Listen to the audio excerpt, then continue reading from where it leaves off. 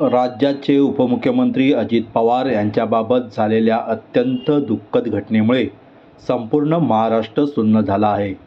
या दुःखद पार्श्वभूमीवर भारत मुक्ती मोर्चा, राष्ट्रीय ओबीसी मोर्चा, बहुजन क्रांती मोर्चा आणि राष्ट्रीय परिवर्तन मोर्चा यांनी त्यांना श्रद्धांजली वाहत आज निघणारी देशव्यापी विशाल महारॅली रद्द केली आहे।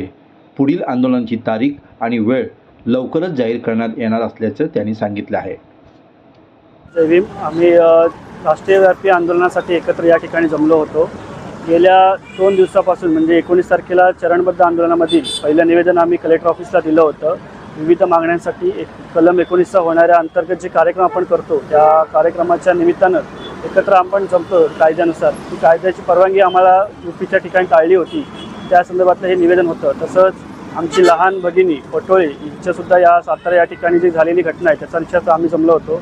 परंतु आजच्या या दिवशी अत्यंत दुःखद आणि म्हणजे मनाला सुन्न करणारी, महाराष्ट्राला देखील सुन्न करणारी घटना आपले राज्याचे उपमुख्यमंत्री, एक हुन्नरी नेता अजितदादा पवार यांचं अकालीन निधन झालेलं आहे। या संदर्भाच्या निमित्तानं आम्हालासुद्धा दुःख आहे आणि ह्याच दुःखाच्या निमित्तानं आजचं हे आंदोलन आम्ही या ठिकाणी स्थगित करत आहोत। पुढील आंदोलनाची तारीख आणि वेळ आपल्याला कळण्यात येईल व अजितदादा यांना आमच्या सर्वच बामसेफ असेल, भारत मुक्ती मोर्चा असेल, भीम आर्मी असेल, भारतीय विद्यार्थी मोर्चा असेल, या सर्वांच्या मार्फत एक भावपूर्ण श्रद्धांजली अर्पण करतो। असा नेता पुन्हा होणे नाही एवढंच सांगतो आणि हा कार्यक्रम या ठिकाणी रद्द करण्यात आला असं मी जाहीर करतो।